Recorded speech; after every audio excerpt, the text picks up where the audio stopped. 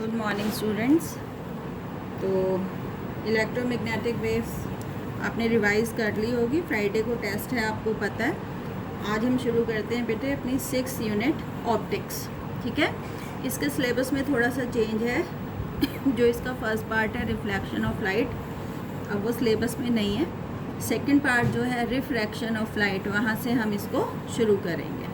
तो बेटे ऑप्टिक्स जो है बहुत इम्पॉर्टेंट है यूनिट, पूरी की पूरी बहुत वेटेज वाली है, बहुत क्वेश्चंस आते हैं इसमें से। तो सबसे बड़ी बात है कि रट्टा नहीं लगाया जा सकता, इसको समझकर ही करना पड़ेगा। तो जब भी और जितने भी लेक्चर डलें उनको बहुत ध्यान से देखना है। मतलब नेक्स्ट क्लास जब भी हो उससे पहले ये सब का सब आपको रिवाइज़ होना चाहिए, मतलब आपके दिमाग में होना चाहिए।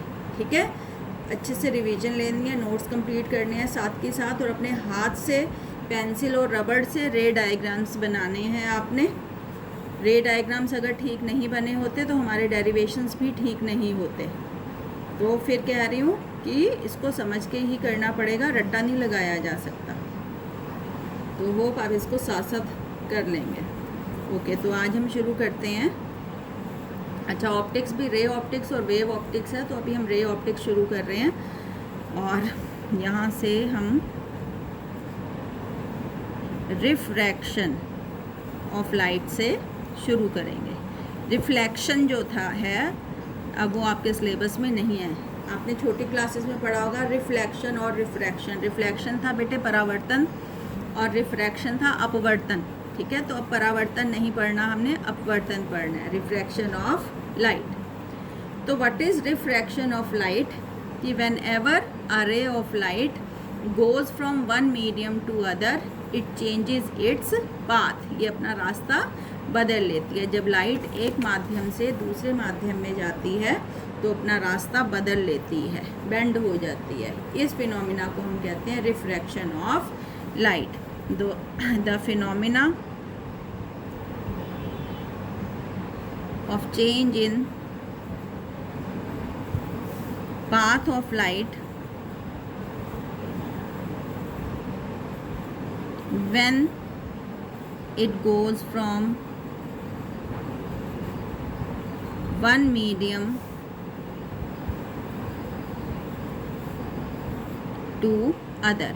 और मीडियम्स भी कैसे होने चाहिए? ये ट्रांसपेरेंट। ठीक है, ट्रांसपेरेंट मीडियम जिसके आर पार देखा जा सके, जैसे पानी है, ग्लिसरीन है, कांच है। ठीक है, तो ट्रांसपेरेंट, जब लाइट एक ट्रांसपेरेंट मीडियम से दूसरे ट्रांसपेरेंट मीडियम में जाती है तो अपने रास्ते को बदल लेती है। देखो पहला केस है, माना this is an interface which separates two mediums. एक है रेयरर, एक है डेंसर। अब रेयरर मीडियम और denser medium it is determined by the refractive index. ये देखो हम अभी करेंगे, अभी आप ये देख लो रिफ्रैक्टिव इंडेक्स। रिफ्रैक्टिव इंडेक्स को हम म्यू से डिनोट करते हैं। रिफ्रैक्टिव इंडेक्स डिटरमिन करता है कि आप कौन से मीडियम को रेयरर मानोगे और कौन से को डेंसर मानोगे। दोनों मीडियम में से जिसका रिफ्रैक्टिव इंडेक्स कम होता है that is considered as rarer, और जिसका ज़्यादा होता है that is considered as denser. उदाहरण के लिए आप देखो, माना ये गिलास है और गिलास में पानी भरा हुआ है। तो बेटा ये बाउंड्री है, ये इंटरफेस है जो मैंने ड्रॉ करी है। इस बाउंड्री के नीचे पानी है और इस बाउंड्री के ऊपर एयर है। अब एयर क्या है? रेयरर मीडियम, और पानी क्या है? Denser medium. तो जब लाइट किसी रेयरर से डेंसर मीडियम में जाती है तो it bend towards the normal. क्या मतलब? This is the ray of light. एक प्रकाश की किरण आई, it comes along AO। AO is called incident ray. गिरी है ना ये किरण, इसको हम कहते हैं इंसिडेंट रे। जहाँ पर गिरी है उस पॉइंट को हम कहते हैं point of incidence. Point of incidence. अब अगर हम पॉइंट ऑफ इंसिडेंस पे एक नॉर्मल ड्रॉ करें, नॉर्मल होता है बेटे परपेंडिकुलर। ये देखो ये परपेंडिकुलर ड्रॉ कर लिया, N डैश। तो लाइट आई है आपकी रेयरर से डेंसर में, तो it bend towards the normal, मुड़ गई ना। जाना तो इसको ऐसे चाहिए था, अगर ये सीधी निकलती तो ऐसे निकल जाती है ना, लेकिन क्योंकि मीडियम बदला यहाँ पर, जब रेयरर से डेंसर आती है तो दी रे बेंड टूवर्ड्स दी नॉर्मल। और इस रे को कहते हैं OB, जो किरण बनती है इसको हम कहते हैं रिफ्रैक्टेड रे। क्या कहते हैं? Refracted ray. इंसिडेंट रे नॉर्मल के साथ जो एंगल बनाता है उसको हम कहते हैं एंगल ऑफ इंसिडेंस, AON। क्या कहलाता है? Angle of incidence. परावर्तित किरण नॉर्मल के साथ, N डैश रख लो नॉर्मल का नाम। परावर्तित किरण या रिफ्रैक्टेड रे नॉर्मल के साथ जो एंगल बनाती है उसको हम कहते हैं रिफ्रैक्टेड रे, एंगल ऑफ रिफ्रैक्शन। क्या कहते हैं? Angle of refraction. तो ये हो गया BON डैश, BON डैश, ये होता है इसको हमेशा आई से, और ये कहलाता है आपका एंगल ऑफ रिफ्रैक्शन, R। ठीक है, तो व्हेन रे, क्या था ये केस, रेयरर से डेंसर में जब आएगी तो it bend towards the normal, normal की तरफ मुड़ेगी। और अगर नॉर्मल की तरफ मुड़ेगी तो ऑब्वियसली आई बड़ा है, एंगल ऑफ इंसिडेंस बड़ा बना है और एंगल ऑफ रिफ्रैक्शन छोटा बना है। हमेशा I will be greater than R. कब? When rays goes from rarer to denser medium. तो व्हेन लाइट, यहाँ लिख देती हूँ मैं, when light travels from rarer to denser medium,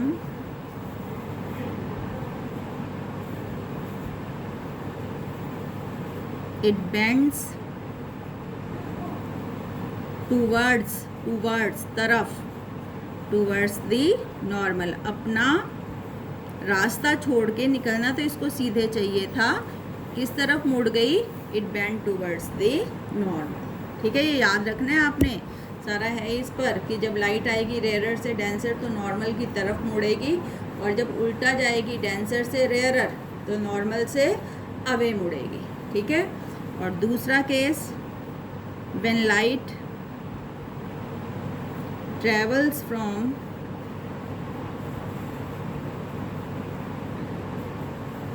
denser medium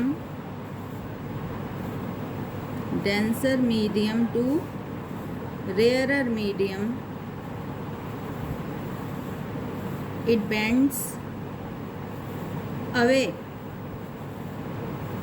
from normal। अब इसका क्या उदाहरण हो सकता है? अब माना आपकी कांच का गिलास है जिसकी तली बहुत मोटी है, कांच की तली बहुत मोटी है, ये कांच का गिलास है, तो ये आपका कांच है और ये पानी है, इधर पानी है।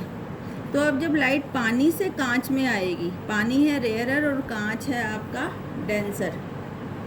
अच्छा, ये भी रेयरर से डेंसर हो गया। डेंसर टू रेयरर आप कैसे करोगे कि नीचे पानी भरा हुआ है सपोज़, और ऊपर हमने एक कांच की स्लैब रख दी। ठीक है, कांच की एक पट्टी रख दी और यहाँ नीचे रखा हुआ है पानी। अब जब लाइट कांच से पानी में आएगी, कांच है डेंसर और पानी है रेयरर, तो देखो कैसे बिहेव करेगी। तो ये एक बाउंड्री है, देखो अब ये बाउंड्री क्या कर रही है, ये बाउंड्री इस बाउंड्री से ऊपर कांच है और नीचे पानी है, मतलब ऊपर डेंसर मीडियम है और नीचे रेयरर मीडियम है। अभी हम रिफ्रैक्टिव इंडेक्स की बात करेंगे। अब है डेंसर और इधर बाउंड्री के नीचे कैसा मीडियम है आपका रेयरर, इसका रिफ्रैक्टिव इंडेक्स है म्यू। ठीक है, सीधी नहीं बनी है, दिस इज़ दी, ये इंटरफेस है। ठीक है, इसको सीधा बनाएंगे तो नेक्स्ट पेज पे बनाते हैं। बेटे बेसिक्स हैं, इनको देखना और समझना बहुत ज़रूरी है। बाकी ऑप्टिक्स आसान है, कुछ भी नहीं है अगर ये बेसिक्स आपको समझ में आ रहे हैं। तो ये इंटरफेस है, ठीक है। इंटरफेस से ऊपर डेंसर मीडियम है और नीचे कौन सा मीडियम है आपका, रेयरर मीडियम। डेंसर का रिफ्रैक्टिव इंडेक्स μ2 मान रहे हैं हम, रेयर का रिफ्रैक्टिव इंडेक्स μ1 मान रहे हैं। माना एक रे of light I, this is the incident रे ऑफ लाइट AO, ये किरण है, आपतित किरण है। O पर हम नॉर्मल ड्रॉ करेंगे, this is the normal at the point of incidence. अब लाइट को गुजरना चाहिए था, अगर कोई मीडियम ना बदलता सीधे गुजर जाती, लेकिन क्योंकि ये आ रही है डेंसर से रेयरर में, बजाय सीधे जाने के इट बेंड्स अवे, नॉर्मल से अपने ओरिजिनल पाथ से अवे हो गई, it bends away from the normal. अब ये आपकी रिफ्रैक्टेड रे है, this is the incident ray, this is the refracted ray. Incident ray और नॉर्मल के बीच का एंगल होता है एंगल ऑफ इंसिडेंस, और रिफ्रैक्टेड रे और नॉर्मल के बीच का एंगल होता है एंगल ऑफ रिफ्रैक्शन। अब ऑब्वियसली इस केस में आई जो है वो R से कम आ रहा है। पहले वाले केस में जब रेयरर से डेंसर आया था तो एंगल ऑफ इंसिडेंस हमेशा ग्रेटर होता है एंगल ऑफ रिफ्रैक्शन से, ठीक है। और जब लाइट जाती है डेंसर से रेयरर मीडियम में तो angle of incidence is always less than the angle of refraction. तो ये दो मेन बातें हैं जो आपने ध्यान में रखनी है रे डायग्राम्स को ड्रॉ करते हुए। रे डायग्राम में ऑब्वियसली अगर लाइट जाएगी रेयरर से डेंसर तो किरण को मोड़ देना नॉर्मल की तरफ, और अगर जाएगी डेंसर से रेयरर तो किरण को मोड़ देना आप अवे फ्रॉम द नॉर्मल, ठीक है। अब लॉज हैं रिफ्रैक्शन के, परावर्तन के नियम, लॉज ऑफ रिफ्रैक्शन। देखो फर्स्ट लॉ क्या है कि जब लाइट ट्रैवल करती है एक माध्यम से दूसरे माध्यम में, पानी से कांच में या कांच से हवा में या हवा से पानी में, तो वेलोसिटी एंड वेवलेंथ चेंज हो जाती है लाइट की, चेंजेस, वेयर एज फ्रीक्वेंसी जो है लाइट की, frequency and phase remains same, constant, ठीक है। तो this is the first law of refraction. अब ये बहुत बार पूछते हैं कि जब लाइट एक माध्यम से दूसरे माध्यम में जाती है तो what physical quantity remains constant, तो आपको ऑप्शन दिए होंगे वेलोसिटी, वेवलेंथ और frequency and none of these. तो क्या कांस्टेंट रहेगा, फ्रीक्वेंसी कांस्टेंट रहेगी, वेलोसिटी और वेवलेंथ बदलेंगी, फ्रीक्वेंसी और फेज सेम रहेगा। तो ये याद रखना है आपने, व ऐसे याद रखना, व से वेलोसिटी, व से वेवलेंथ है, ये चेंज होएंगी, और फ याद रखना, फ से फ्रीक्वेंसी और फ से फेज है, इट विल रिमेन सेम और इट विल रिमेन कांस्टेंट। दूसरा कि what is the cause of refraction, कि क्यों लाइट बेंड अवे और टूवर्ड्स होती है, तो this is due to change in speed या change in velocity of light. The refraction is due to the change in, the refraction is due to change in, किस वजह से change हो रहा है, जो वेलोसिटी या स्पीड में लाइट होती है उस वजह से चेंज होता है, ठीक है। तो दूसरा लॉ है जो रिफ्रैक्शन का, this is called Snell's law. ये बहुत इम्पॉर्टेंट है, मतलब अगर आपको स्नेल्स लॉ लिखना आ गया ना तो समझो आपको रिफ्रैक्शन आ गया। Snell's law, what is Snell's law, वो कहता है कि रेशो, अनुपात, किस किस का, sine of the angle of incidence to the sine of the angle of refraction is constant for a pair of media in contact. Medium का जो प्लूरल होता है ना वो मीडिया होता है, अच्छा मीडियम्स नहीं होता, मीडिया बोलते हैं। एक मीडियम, दो या ज़्यादा मीडियम को मीडियम्स नहीं बोलेंगे, मीडिया बोलेंगे। तो for a pair of media in contact ये जो रेशो है ये कांस्टेंट होता है, और इस रेशो को हम लिखते हैं 1/μ2, या हम इसको लिखते हैं μ2/μ1। This is called refractive index of second medium with respect to first medium. तो क्या है Snell's law, the ratio of the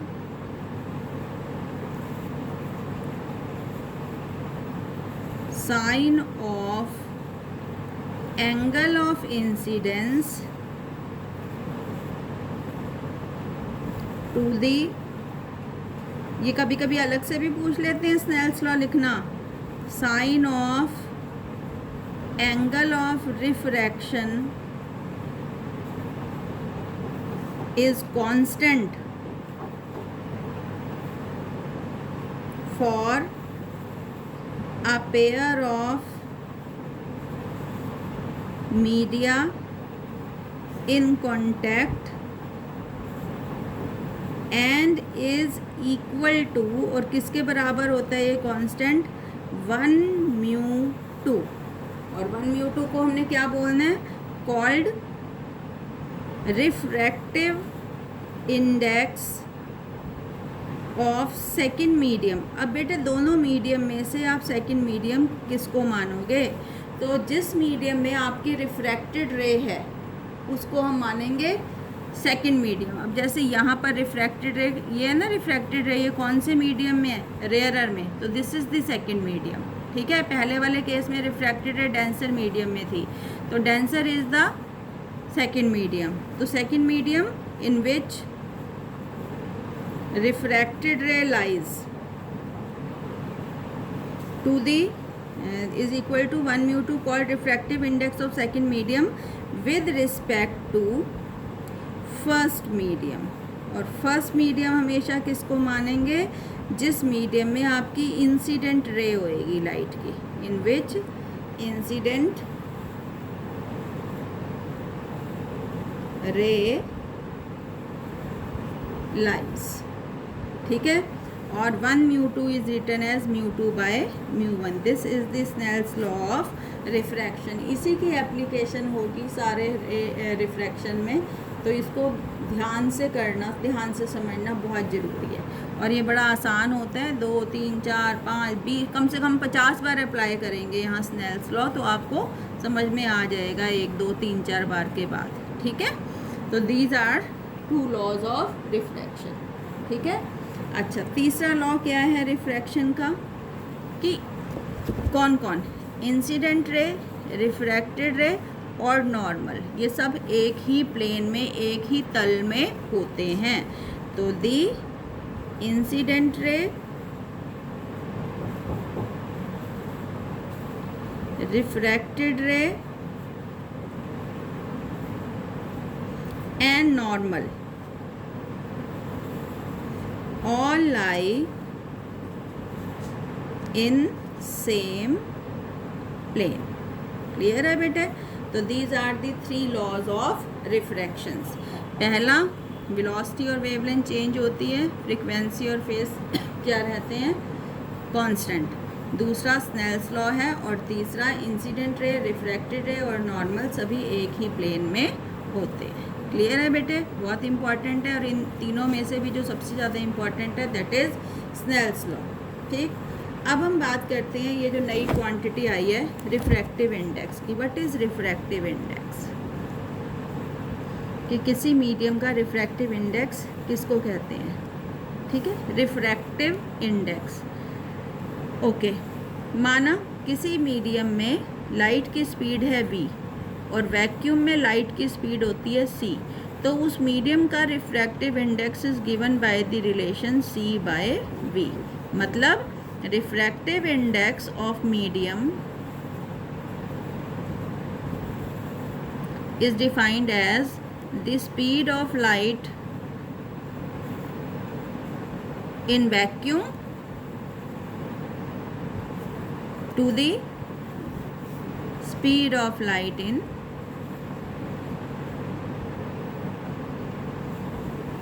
to the speed of light in medium, to the speed of light in medium। ठीक है, to the speed of light in medium। For example,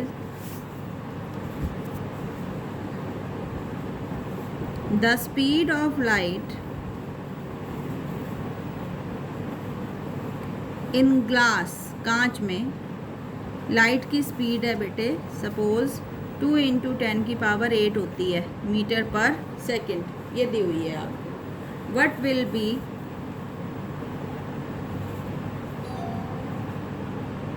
refractive index of glass.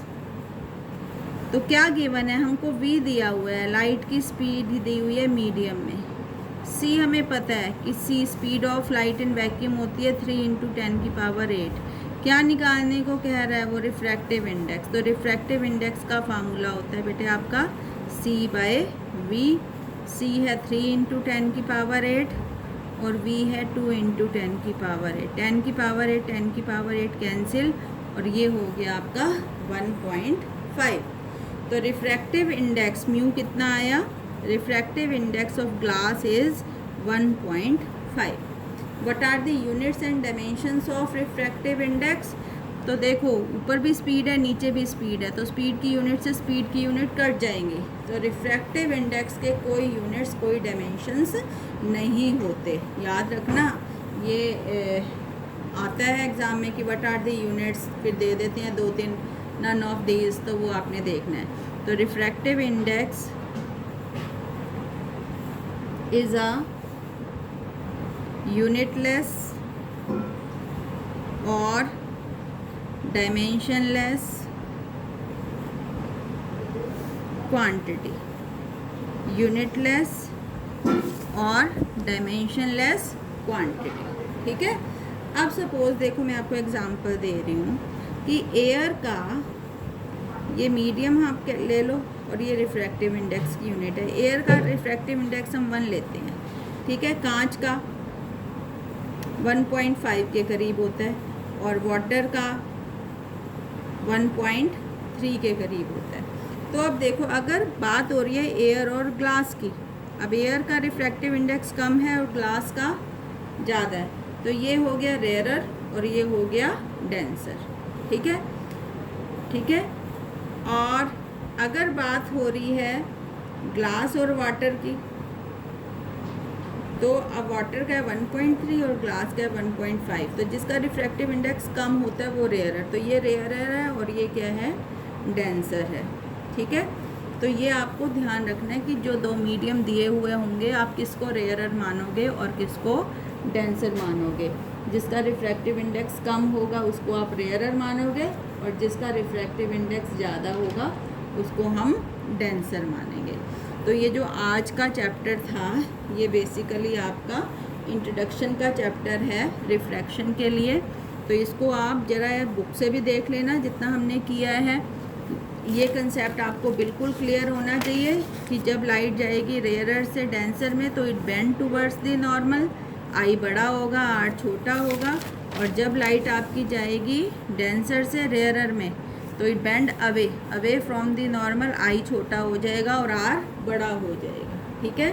तो कल हम जो है refraction के जो applications हैं उनको देखना शुरू करेंगे।